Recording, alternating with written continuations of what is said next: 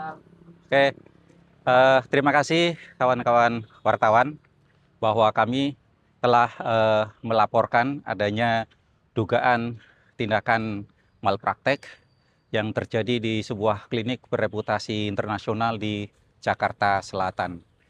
Malprakteknya adalah bahwa diduga direktur klinik ini telah melakukan penandatanganan dokumen yang semestinya tidak dilakukan oleh beliau.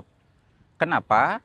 Dokumen ini adalah dokumen yang semestinya ditandatangani oleh dokter spesialis radiologi. Tetapi beliau melakukan tanda tangan di atas dokumen itu. Nah, apa malprakteknya? Satu, bahwa yang bersangkutan ini tidak memiliki izin praktek sebagai radiologi. Sementara yang bersangkutan ini menandatangani dokumen radiologi hasil pemeriksaan yang dilakukan oleh dokter lain. Nah, seperti itu. Jadi, diduga si pelaku ini ya tentu saja karena tidak memiliki izin praktek, tentu saja dia telah melanggar aturan dari Undang-Undang Kesehatan. Baik, baik. Selanjutnya saya mau sampaikan oknum tadi adalah seorang dokter umum berinisial SN. SN.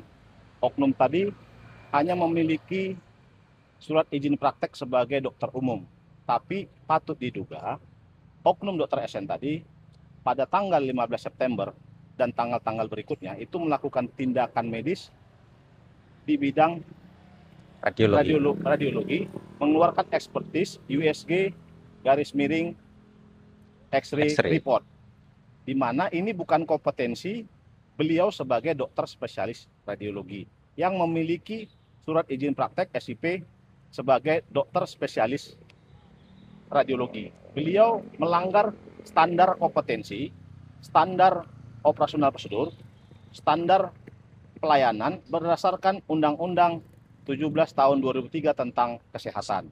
Kami melaporkan di Direktorat Kriminal Khusus Polda Metro Jaya, ada 2 laporan di sini, unit 2 subdit 4 di Dirkrimsus Polda Metro Jaya atas sangkaan pasal 441 junto pasal 442 junto pasal 442 junto pasal 448 Undang-Undang 17 tahun 2003 tentang kesehatan, dan pasal 8 ayat 1 junto pasal 62 ayat 11 tentang perlindungan konsumen, dan pasal 272 junto pasal 392 junto pasal 395 junto pasal 607 Undang-Undang nomor 1 tahun 2003 tentang KUH pidana dengan ancaman pidana maksimal 15 tahun penjara. Selanjutnya juga dalam laporan tersebut kami juga melaporkan terduga pelaku, direktur eksekutif, direktur HRD, manajer HRD yang direktur eksekutif yang berinisial IG, direktur HRD yang berinisial HPB, dan direktur dan manajer HRD yang berinisial BAI ke berdasarkan laporan yang sama atas dugaan mempekerjakan tenaga medis yang tidak mempunyai surat izin praktek. Jadi kalimat dari oknum direktur eksekutif ini menyampaikan di rapat dalam rapatnya manager, menyampaikan di jajaran manajerial, menyampaikan bahwa tidak penting SIP, radiologi hanya bagi-bagi duit. Padahal payung hukum terhadap standar kesehatan adalah Undang-Undang 17 tahun 2003 tentang kesehatan. Betapa pentingnya surat izin praktek, karena surat izin praktek ini menyangkut standar mutu terbaik yang diwajibkan oleh negara agar pelayanan medis menjadi terbaik buat semua masyarakat. Di sisi lain, klien kami, Ibu Danglina Rawina, dilaporkan ke Polres Metro Jakarta Selatan oleh para terduga pelaku atas dugaan tuduhan melakukan pencurian rekam medis. Padahal berdasarkan Undang-Undang Kesehatan pasal 4 ayat D dan H, pasal 302, pasal 301, pasal 177 Undang-Undang 17 tahun 2003 bahwa tenaga kesehatan melaporkan adanya dugaan tindak pidana kesehatan, wajib dilindungi negara dan dikesampingkan dari kerahasiaan rekam medis. Bila mana melaporkan ke kepolisian atau institusi lain yang dibenarkan oleh undang-undang. Pasal 4 huruf D dan H. Jadi kami meminta, kami yakin bahwa Bapak Kapolda Metro Jaya akan menegakkan hukum, menciptakan keadilan, menciptakan rasa aman kepada tenaga medis, tenaga kesehatan yang melaporkan adanya dugaan tindak pidana dan memberikan sanksi dan hukuman dan menciptakan keadilan dengan menetapkan terduga pelaku, 4 terduga pelaku menjadi tersangka hingga diajukan ke kejaksaan dan dibawa ke persidangan. Kami yakin dan percaya bahwa kepolisian tetap tegak lurus pada hukum dan keadilan, menggunakan payung hukum Undang-Undang Kesehatan sebagai pedoman. Ya.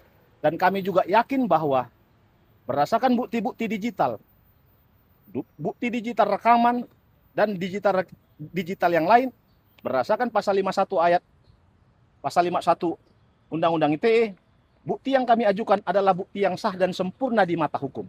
Kami yakin percaya bahwa Kepolisian Negara Republik Indonesia akan menegakkan hukum seadil-adilnya dan akan menciptakan rasa aman dan keadilan buat pengguna jasa kesehatan di klinik kesehatan tersebut. Bang, baik. Kan Abang sudah melaporkan ini ya. Ya. Sudah berjalan berapa lama Bang? Sampai akhirnya Abang merasa bahwa ini stuck juga. Iya. Kami sudah melaporkan dugaan tindak pidana ini, laporan polisi itu sejak bulan Januari. Kami menunggu dan bertanya sudah sekian lama. Namun kami menilai bahwa perkembangan dari penyelidikan kasus ini berjalan di tempat dan cukup lama. Kami yakin pimpinan tidak tahu perkembangan ini cukup lama. Apakah karena ada sesuatu hal, kami tidak tahu. Tapi kami berusaha bertanya, berkomunikasi setiap minggu ke dalam para penyidik, pihak yang terkait untuk bertanya perkembangan kasus ini. Namun kami menilai kasus ini sedikit lambat dan jalan di tempat. Ya. Boleh sedikit flashback Bang, ini siapa sih Bang pelapor? Terus apa kerugian yang terjadi oleh pelapor Bang gitu dari awal? Siapa Bang? Baik. Pelapor ini melaporkan ada dugaan tindak pidana ini karena ingin menciptakan pelayanan mutu kesehatan yang terbaik. Ada beban moral buat pelapor sebagai tenaga kesehatan yang mengalami setiap hari kejadian-kejadian dugaan penyimpangan di klinik kesehatan reputasi internasional tadi. Beliau merasa tekanan psikis dan tekanan mental bekerja patut diduga terdapat banyak penyimpangan. Jadi beliau berusaha agar segala hal yang diduga menyimpang di klinik kesehatan reputasi internasional tadi dapat dibersihkan atau dapat dijadikan efek jerah agar semua pasien yang datang atau siapapun pasien di kemudian hari di masyarakat yang berobat itu tidak mengalami adanya dugaan-dugaan malpraktek yang dia tahu atau tidak tahu dengan sengaja atau tidak sengaja dia mengetahui ada dugaan tindak pidana. Jadi beliau berusaha menegakkan tertib undang-undang kesehatan. Demikian itu tujuan beliau agar tertib penegakan hukum kesehatan di Indonesia. Jadi ini sebagai wujud menciptakan mutu terbaik pelayanan kesehatan. Dan kami juga berharap Kementerian Kesehatan melakukan audit komprehensif terhadap semua izin-izin di klinik kesehatan reputasi internasional tadi, agar tidak ada dugaan korban kepada masyarakat atau pasien. Demikian menurut kami. Berarti apa Bang tanggung jawaban yang diinginkan dari pelapor apa Bang? Kami bertujuan dari klien kami adalah untuk menciptakan efek jerah. Efek jerah dan ini juga agar menciptakan standar yang terbaik bagi semua tenaga medis atau tenaga kesehatan dalam menjalankan fungsi prakteknya pelayanan kesehatan. Karena kalau nggak tenaga medis yang melaporkan, kalau nggak internal yang melaporkan, kalau nggak tenaga kesehatan yang melaporkan, mungkin kasus ini tidak ada yang tahu dugaan praktek penyimpangannya. Jadi kalau tidak tergerak hati kita untuk melaporkan ada dugaan tindak pidana, maka ini tidak akan ada yang tahu penyimpangan ini. Yang kasihan adalah diduga adalah pasien atau masyarakat yang berobat ke klinik kesehatan reputasi internasional tadi yang terletak di Pangeran Antasari, Cipete, Jakarta Selatan. Langkah selanjutnya bang, kalau memang ini cukup terlalu lama, apakah ada langkah bang mungkin ke Propam atau Baik. itu? Kami sedang menyiapkan langkah-langkah hukum yang dibenarkan undang-undang. Iya. Baik itu mungkin ke Kementerian Kesehatan, baik itu juga mungkin Ke DPR. Dewan Perwakilan Rakyat. Mungkin juga kami akan melaporkan dugaan tadi termasuk ke bidang profesi dan pengamanan. Propam. Namun kami yakin dan percaya Bapak Kapolda, Bapak Kapolda Metro Jaya akan menegakkan hukum setegak-tegaknya, seluruh-seluruhnya, menciptakan keadilan dan rasa nyaman bagi seluruh masyarakat Indonesia, khususnya pasien di bidang kesehatan. Baik. Demikian, terima kasih. Makasih teman-teman.